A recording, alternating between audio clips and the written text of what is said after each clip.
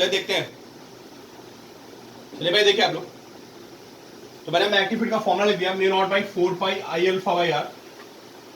ठीक है, mu not by 4 पाई और आर कांस्टेंट है इस वाले के लिए भी, इस वाले के लिए भी। उसको मैंने सी लिख दिया, तो b is equal to c I alpha. ठीक है, अब देखिए सी आई को लिख सकते हैं वी अपॉन आर, लिख सकते हैं वी अपॉन आर अल्फा, लिख सकते हैं नहीं लिख सकते बताइए आप।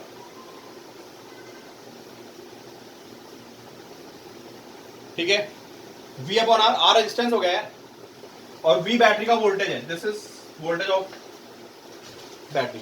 ठीक है, वी अपॉन आर, वी क्या है, वी कांस्टेंट है नहीं है, बोलो आप। अरे इस वाले के लिए, इस वाले के लिए वी कांस्टेंट है, अगर वी कांस्टेंट है तो फिर हम लिखेंगे v is equal to c dash alpha by r. ठीक है, v कांस्टेंट हो गया अल्फा बाई आर। फिर देखिए r कितना होता है, r होता है rho l upon a, r की वैल्यू होती है रो एल अपॉन ए, तो b is equal to c dash alpha upon r को क्या लिखूंगा मैं, रो एल अपॉन ए।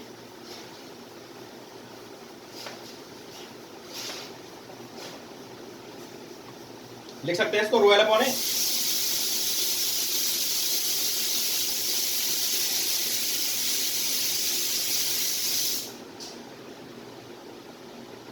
इस पर करंट कितनी आएगी, इसमें करंट कैसे निकालोगे, इस ब्रांच में करंट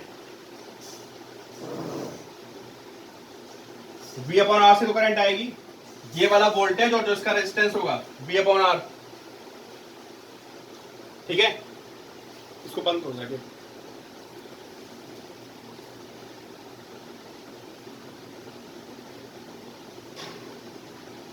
अब इसमें क्या क्या कांस्टेंट है बताओ आप। एरिया भी कांस्टेंट है, दोनों वायर एक ही है, इनका क्रॉस सेक्शन एरिया भी कांस्टेंट है ना, और रो भी कांस्टेंट है। अब ये आ जाएगा सी डबल डैश और अल्फा बाई एल, बोलो भाई। अरे दोनों वायर एक ही है ना यार, तो दोनों का क्या कांस्टेंट है, बोलो। दोनों का रो भी कांस्टेंट है, दोनों का जो क्रॉस सेक्शन एरिया होगा, क्रॉस सेक्शन एरिया ये होता है ना, जो उसकी थिकनेस होती है उसका क्रॉस सेक्शन एरिया। अरे एल कहां से कांस्टेंट हो गया यार, इसका एल ये है, इसका एल ये है, उत्कर्ष क्या बात कर रहे हो। इसकी लेंथ ये है और इसकी लेंथ ये है। ठीक है, अब मैं ऊपर लिख रहा हूं यहां पे। ठीक है, बोर्ड में 3 नंबर में आता क्वेश्चन, है बड़ा क्वेश्चन है। ठीक है, तो बी कितना आ गया हमारा, सी डबल डैश अल्फा, और एल को लिख सकते हैं हम लोग आर अल्फा, एल को लिख सकते हैं आर अल्फा। अरे बताया तो एरिया कैसे यार, इसका दोनों वायर एक ही है मेरे भाई, दोनों वायर एक हैं, इसका क्रॉस सेक्शन एरिया एक ही रिंग थी पूरी, इसलिए जितना क्रॉस सेक्शन एरिया इसका आएगा, क्रॉस सेक्शन एरिया होता है, एरिया पे ये वाला ये आएगा जो इसकी थिकनेस होगी, ये जो चौक का ये देख रहे हो ना, ये सामने वाला पोर्शन, दिस एरिया, ये एरिया लेते हैं ये वाला। तो ये आ गया हमारा, अल्फा से अल्फा कैंसिल हो गया और C double dash upon R आ गया, आर भी कांस्टेंट है, सी डबल डैश, इसका मतलब जो दोनों की मैग्नेटिक फील्ड आएगी वो कांस्टेंट आएगी। देख लो आप, पूरा देख लो बार, किसी को डाउट हो मुझे बताओ, और लिखना very very important question for board exams.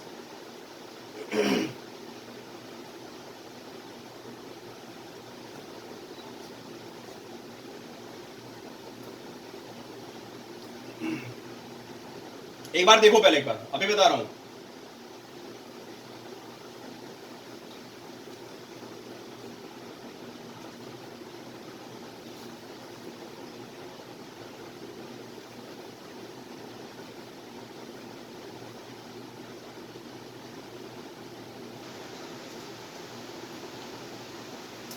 अरे जेई मेंस में यार, नीट में मेंस का होता है।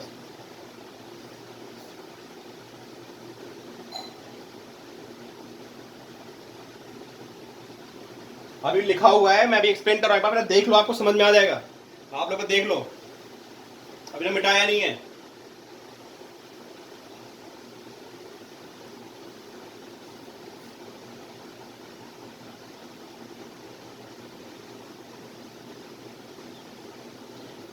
अरे भाई देवांश, टेंशन मत लो, काम करते रहो अपना, अभी अभी टाइम है बहुत।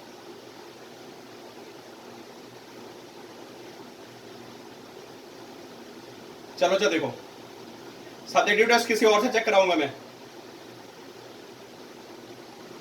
चलो देखो देखो देखो,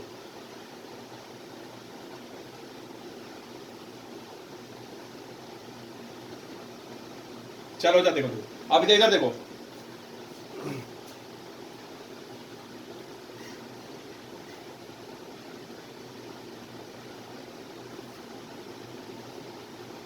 अभिनव, अगर आपको 11th रिवाइज करनी है, अगर आपको 11th रिवाइज करनी है ना, तो आप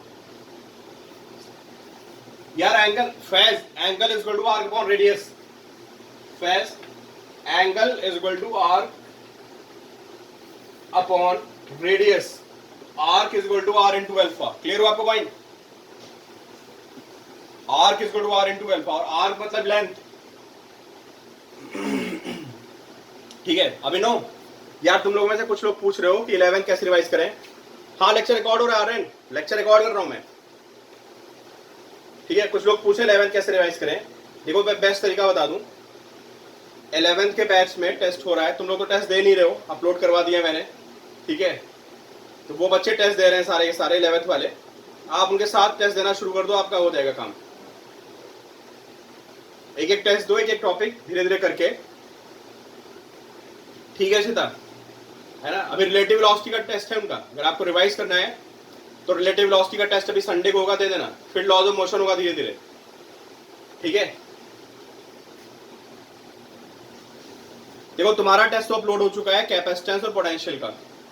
ठीक है, और 11th वालों के साथ एक एक हफ्ते का टेस्ट दे दो। सही, अच्छे बच्चे भाई, पढ़ के नहीं आओगे तो उनके नंबर तुमसे ज्यादा आएंगे। बता दिया मैंने, संडे को टेस्ट है रिलेटिव वेलोसिटी का। ठीक है, चलो अच्छा देखो भाई, बहुत टाइम ले लिया इस क्वेश्चन ने, प्लीज प्लीज। अब मैं बातें करता रहूंगा, ठीक है, आप लोग उस पर कर दो, व्हाट्सएप पे बात कर लेना मुझसे, मैं 10 बजे के बाद बात कर लूंगा। अभी थोड़ा एक कंसंट्रेट करते हैं एक बार प्लीज ध्यान से। हाँ ऐप पर विभाकर, सारी बातें सुन लो यार, मैं फाइनली करूं। ठीक है, मुझे 8 मिनट हो गए, मेरे क्वेश्चन हार्डली 4 मिनट का था। ठीक है, आपसे बातें करने के चक्कर में ये क्वेश्चन 8 मिनट का हो गया टोटल। 8 तो रिकॉर्डिंग हो रही, 2 मिनट और 10 मिनट। देखिए पहले मैंने मैग्नेटिक फील्ड का फॉर्मूला लिखा, म्यू नॉट बाई 4 पाई। अब भाई प्लीज, अब आप लोग मुझे डिस्ट्रैक्ट मत करिए, सिर्फ सुनते जाइए। मैंने मैग्नेटिक फील्ड का फॉर्मूला लिखा, mu not by 4 pi I alpha by r. ठीक है, मुझे पता है म्यू नॉट कांस्टेंट है, 4 पाई कांस्टेंट है, रेडियस कांस्टेंट है, आई कांस्टेंट, और आई और अल्फा अलग अलग होंगे। आई क्यों अलग होगा? इसकी लेंथ कम है, इसका रेजिस्टेंस कम होगा। अगर इसका रेजिस्टेंस कम होगा तो यहाँ पे करंट ज्यादा आएगी। इसकी लेंथ ज्यादा है, यहां तक अगर इसकी लेंथ ज्यादा है तो इसका रेजिस्टेंस ज्यादा होगा, और रेजिस्टेंस ज्यादा होगा तो इसमें करंट कम आएगी। ठीक है, तो मैंने देखा कि जो मैग्नेटिक फील्ड आ रही that is directly proportional to I alpha, बाकी सब कांस्टेंट है, मैंने उसको सी लिख दिया। ठीक है, अब मैं देखता हूं आई कितना आएगा करंट। तो मुझे पता चला इसमें और इसमें दोनों में पोटेंशियल सेम है, क्योंकि बैटरी सेम लगी है, इसलिए मैंने करंट को लिख दिया V अपॉन आर। जहां पे आर क्या होगा? आर होगा इसका रेजिस्टेंस, या इसका रेजिस्टेंस हो सकता है, जो भी हो। आर इज रेजिस्टेंस, आई मैंने V बाई आर लिख दिया। V इज कांस्टेंट, क्योंकि दोनों में सेम बैटरी लगी है, तो C भी कांस्टेंट था, V भी कांस्टेंट था, इसको मिला के मैंने लिख दिया C डैश। तो this is C dash and then alpha upon r. Alpha ये एंगल है हमारा। ठीक है, फिर मैं देखा आर को क्या लिखेंगे। आर होता है रो एल अपॉन ए, मैंने आर की प्लेस पे क्या लिख दिया? रो एल अपॉन ए। जब ए होता है क्रॉस सेक्शन एरिया, तो वायर अगर पूरा है तो उसका क्रॉस सेक्शन एरिया सेम होगा, एक मटेरियल है उसका रो भी सेम होगा। अब इतना कांस्टेंट हो गया, सी डैश कांस्टेंट हो गया, ए कांस्टेंट हो गया, रो कांस्टेंट हो गया, तो मैंने इस पूरे को सी डबल डैश लिख दिया। तो C double dash alpha by L आ गया। एल क्या है? उसकी लेंथ है। किसकी लेंथ? इसकी लेंथ ले लो या इसकी लेंथ ले लो। लेंथ आपको पता है l is equal to r alpha होता है। Length is equal to radius into angle. L को मैंने लिख दिया आर अल्फा, अल्फा से अल्फा कैंसिल हो गया, and this is c dash c double dash upon r. आपको पता है इस आर्क के लिए और इस आर्क के लिए, दोनों के लिए आर इज कांस्टेंट। तो दोनों के लिए अगर आर कांस्टेंट होगा, इसके लिए भी आर, इसके लिए भी आर कांस्टेंट, तो वो सी ट्रिपल डैश आ गया, तो कांस्टेंट वैल्यू आ गई, समझे। इसकी मैग्नेटिक फील्ड, इसकी मैग्नेटिक फील्ड, दोनों की मैग्नेटिक फील्ड क्या हो गई, सेम आ गई, and net magnetic field will be 0। ठीक है, मैं रिकॉर्ड कर रहा हूं, लेक्चर भेज दूंगा, कोई डाउट है मुझसे क्लियर कर लेना आप, ठीक है।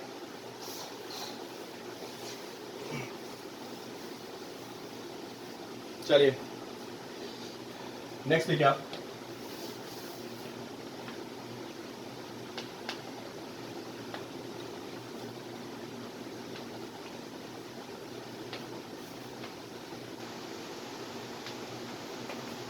Bert-Savart law of moving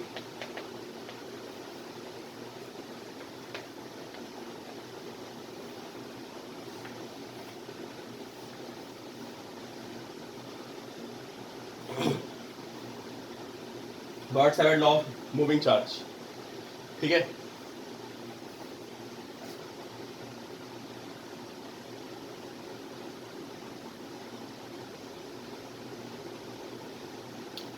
यार एक ही बंदा था अनमोल।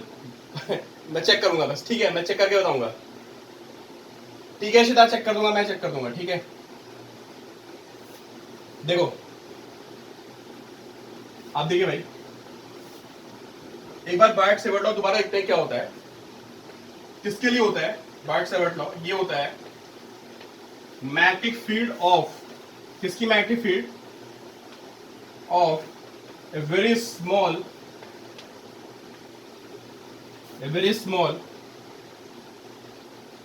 current carrying element, है ना। अगर कोई बहुत छोटा सा एलिमेंट है, उसकी मैग्नेटिक फील्ड आती है, ठीक है, जो उसकी मैग्नेटिक फील्ड होती है कितनी होती है, B is equal to mu not by 4 pi I dl sine theta upon r square, ठीक है। ये हमारा मैग्नेटिक फील्ड का फॉर्मूला होता है। अब ये भी बोर्ड में है, समझे, आप पूछ रहे हो, मैं बताता रहूंगा, ये सब बोर्ड में है आपके, ठीक है। अब देखिए हमारा क्वेश्चन क्या है, क्वेश्चन ये है, मैं आपको क्वेश्चन की फॉर्म में देता हूं, ठीक है। आप सब लोग निकाल सकते हो, थोड़ा कॉमन सेंस यूज करोगे तो आ जाएगा। ये एक चार्ज है क्यों, ठीक है, इसकी वेलोसिटी v है, ठीक है, वेलोसिटी स्पीड लिख लेते हैं यार, वेलोसिटी लिखते हैं, वेक्टर फॉर्म बनती है ना इसकी वेलोसिटी v है। चार्ज कितना है, चार्ज क्यू, ठीक है, और ये ऐसा हटता हुआ जा रहा है चार्ज, ठीक, और यहां पे एक r डिस्टेंस पे एक पॉइंट P है, ठीक है। तो find this angle is theta, this angle is theta. तो मैं आपको क्वेश्चन की फॉर्म में दे रहा हूं और आप लोग मुझे आंसर दे सकते हो। Find magnetic field at point P, बताइए मेरे को। मैं आपको हिंट देता हूं कि जो चार्ज होता है ना, चार्ज को हमें करंट कैरिंग वायर उसकी तरह मान सकते हैं, एलिमेंट की तरह। यार चार्ज भागेगा तो क्या होगा, करंट जाएगी ना।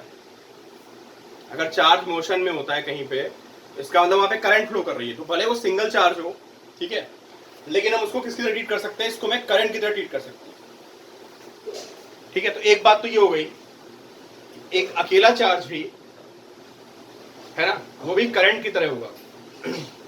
मैं आपको हिंट देता हूं कि टी टाइम में, है ना, डिस्टेंस ट्रेवल्ड बाय इट निकाल दो आप, टी टाइम में कितनी डिस्टेंस ट्रेवल करेगा, और उस डिस्टेंस को you can treat as a current element.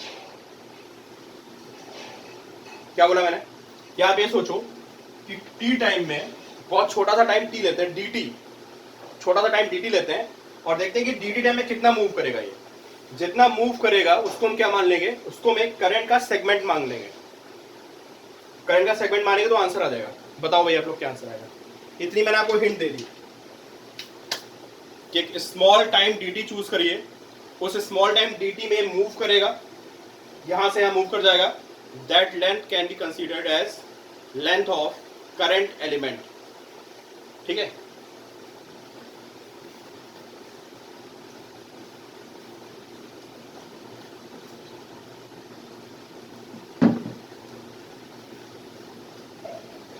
मैं 1 मिनट में आया। ठीक है, आप लोग सॉल्व करिए, मैं 1 मिनट में आया।